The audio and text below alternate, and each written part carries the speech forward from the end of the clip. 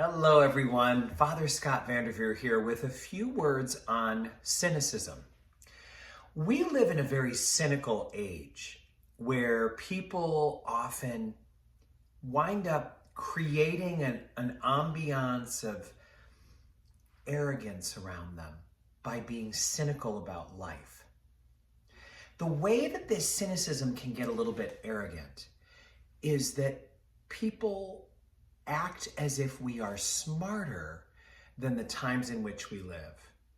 We act as though, oh, please, they think that's going to work? Psh, I'll tell you right now, that is doomed. There is no way that'll ever work.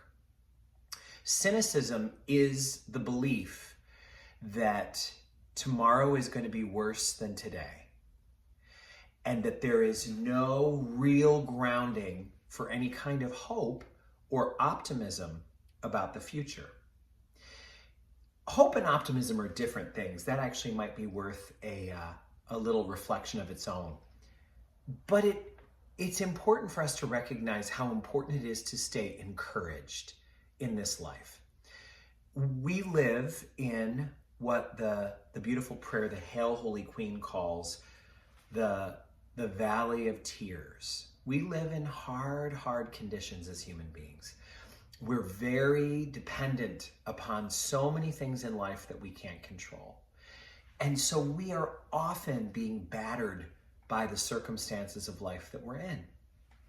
And that means that when someone approaches us in the midst of our vulnerability and challenge with a cynical attitude, they take an already challenging circumstance and they make it overwhelmingly hard.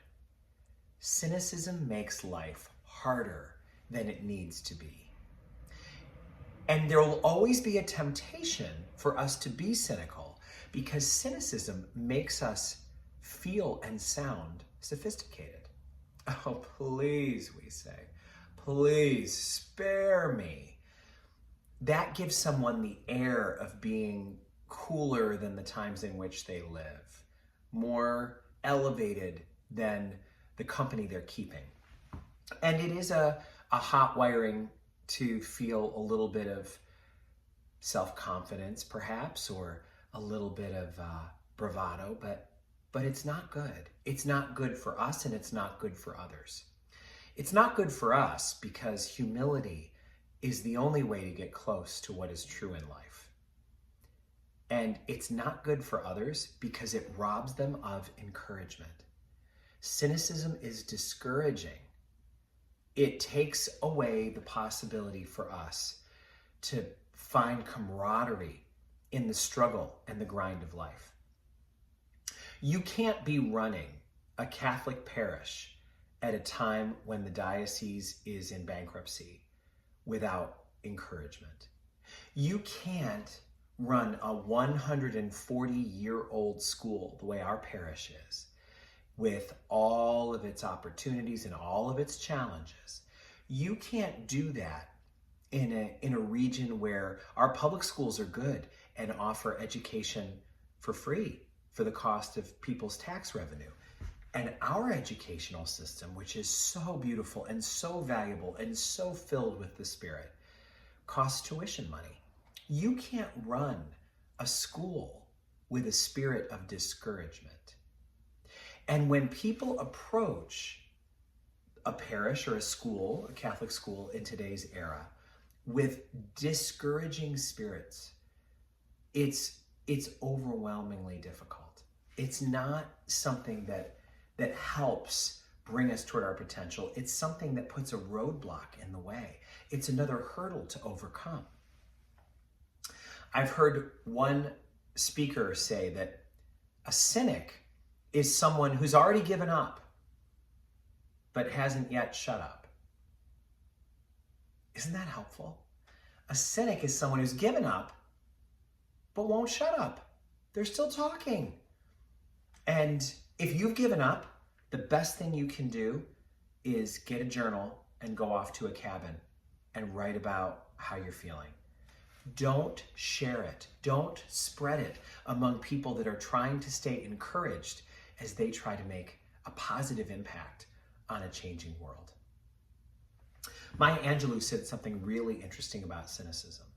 She said, the greatest tragedy in life is a young cynic, a young person who's become cynical.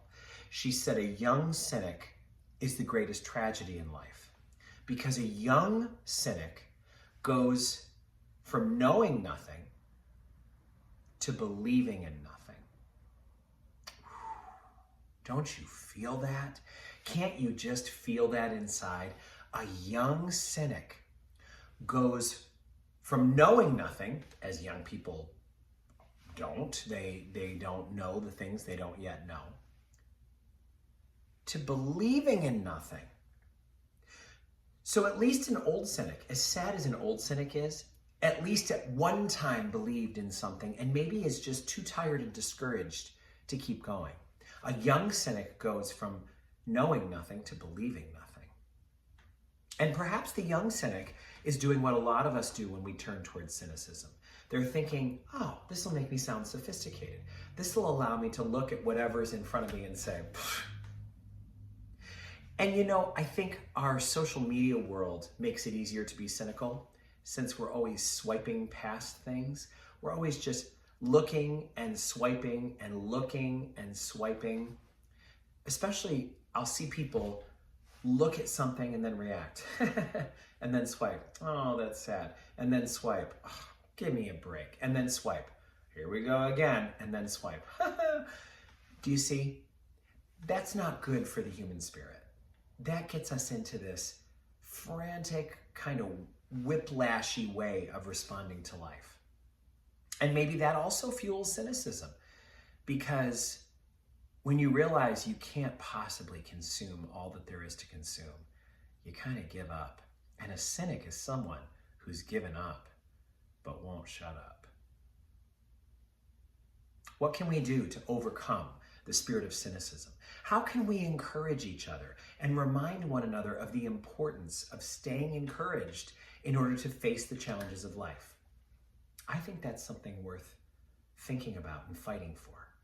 And after all, if you're a Christian and you already know how the story ends, if you already know that your life has been purchased for a price and that you have been regarded as infinitely valuable by the God who made you, if you already know that the battle has been won, that victory has been achieved, that Christ is in heaven and all shall be well, what is the reason for cynicism? I hope you'll join me in staying encouraged, fighting against the spirit of discouragement, and trusting in God to guide us along the promises of Christ. May God bless you all.